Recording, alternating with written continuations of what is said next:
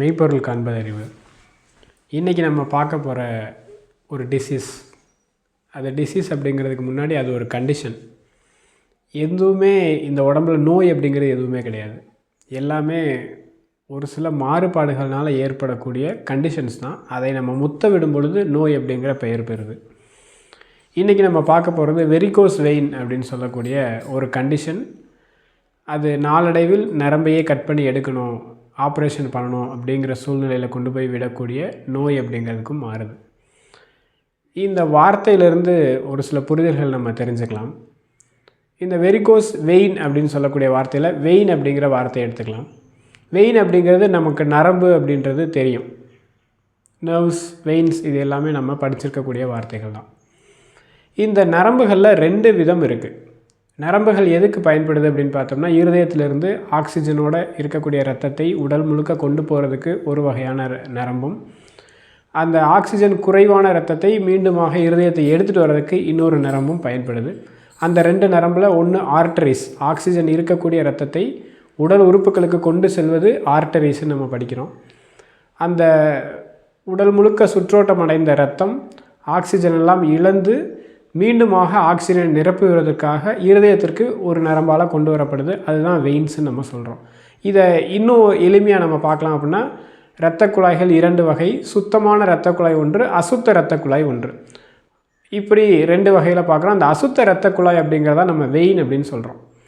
இப்போ இந்த உடலில் மேல் பகுதியில் இருக்கக்கூடியது இருதயம்.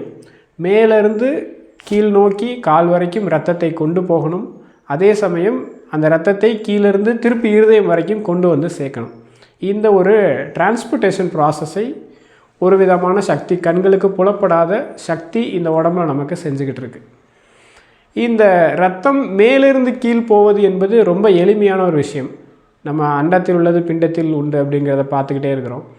தண்ணி எப்படி மேலே வந்து ஊற்றினோம்னா கீழ் நோக்கி வேகமாக ஈஸியாக ட்ராவல் பண்ணுதோ, அதே போல் இரத்தமும் மேலேருந்து கால் வரைக்கும் ஈஸியாக ட்ராவல் பண்ணி போயிடும். அதுக்கு இந்த உடல் எந்த ஒரு சிரத்தையும் எடுத்து செயல்படுவது கிடையாது, இது இயற்கை. ஆனால் அந்த இரத்தத்தை, அசுத்த இரத்தத்தை கீழிருந்து மீண்டுமாக மேலே இருதயம் வரைக்கும் கொண்டு வந்து சேர்க்கறதுக்கு ஒரு விதமான எனர்ஜி இந்த பாடி ப்ரொடியூஸ் பண்ணுது. அந்த எனர்ஜியை எந்த உறுப்பு ப்ரொடியூஸ் பண்ணுது அப்படிங்கிறத நம்ம அடுத்தடுத்த வீடியோஸில் பார்க்கலாம். ஒரு விதமான எனர்ஜி அந்த அசுத்த இரத்த குழாய்களில் இரத்தத்தோடு செயல்பட்டு அந்த இரத்தத்தை மேலே கொண்டு வந்து இருதயத்திட்ட சேர்க்கணும். நம்மளுடைய தவறான உணவு பழக்கங்கள் மூலமாகவும் வாழ்க்கை முறையின் மூலமாகவும் இந்த சக்தி இழப்பு என்பது ஏற்பட்டுருது. அந்த இரத்தத்தை, சக்தி குறைவினால் அந்த இரத்தத்தை மீண்டுமாக இருதயத்திற்கு கொண்டு சேர்க்க முடியவில்லை. அதனால் அந்த இரத்தம் அங்கங்கே தேங்கி, ரத்தம் தேங்குச்சு அப்படின்னா, ரத்தம் கட்டுச்சு அப்படின்னா சிவப்பாக இருக்கக்கூடிய ரத்தம் கருப்பாகும், பச்சையாகும், இந்த மாதிரி கலர் வேரியேஷன்ஸ்லாம் இருக்கும். இப்போ இந்த அசுத்த இரத்த குழாய்களில் இந்த வெரிகோஸ் வெயின்ஸை பார்த்தோம் அப்படின்னா எல்லாமே கால்களில் தான் இருக்கும். ஒரு சிலருக்கு தொடை பகுதிகளில் இருக்கும். ஆக இடுப்புக்கு கீழே இருக்கக்கூடிய பகுதிகளில் தான் இருக்கும். இதில் என்ன புரிஞ்சுக்கிறோம் அப்படின்னா, கீழிருந்து மேல் ஏறி வர வேண்டிய ரத்தம் வர முடியாமல் சக்தி பற்றாக்குறையால் கீழ்ப்பகுதியிலேயே தேங்கி நின்று விடுகிறது. இப்போ இதில் என்ன நம்ம புரிஞ்சுக்கணும், எப்படி நம்ம ட்ரீட் பண்ணிக்கணும் அப்படின்னு பார்த்தால், கீழேருந்து மேலே வர்றதுக்கு சக்தி பத்தலை, இவ்வளோ தான் நம்மளுடைய உடம்புல இருக்கக்கூடிய பிரச்சனை. ஆனால் நம்ம என்ன பண்ணுறோம், அந்த நரம்பை கட் பண்ணி எடுத்துகிட்டு வேறு ஒரு நரம்பை வச்சுக்கிறோம். நம்ம என்ன நினச்சிக்கிறோம், நரம்பில் பிரச்சனை, வெயினில் பிரச்சனை அப்படின்னு நினச்சி அதை கட் பண்ணுற வேலைகளை செய்கிறோம். அசுத்தங்கள் ஒரு இடத்துல அதிகமாக தங்கிக்கிட்டே இருக்கும் பொழுது அது நோயாக மாறுகிறது. பெயினை கொடுக்கும், கால் ஊனவே முடியாத அளவுக்கு ரொம்ப சிவியர் பெயின்லாம் கொடுக்கறதுக்கான வாய்ப்புகள் இருக்குது. இப்போ நம்ம எப்படி சரி பண்ணிக்கலாம் அப்படின்னு கேட்டால், நம்மளுடைய உணவு முறை, வாழ்க்கை முறையை சீர் செய்வதன் மூலமாக இழந்த சக்தியை இந்த உடலுக்கு திருப்பி கொடுத்துட்டோம் அப்படின்னால், அந்த சக்தி இரத்தத்தோடு இணைந்து கீழிருந்து மேல் நோக்கி அந்த இரத்தத்தை புஷ் பண்ணி கொண்டு வந்துருச்சு அப்படின்னா நமக்கு நோய் கிடையாது, வெரிகோஸ் வெயின் கிடையாது. இதை பற்றின வேறு ஏதாவது சந்தேகங்கள் இருக்குது அப்படின்னால் உங்களுடைய சந்தேகங்களை கமெண்ட்ஸில் சொல்லுங்கள்.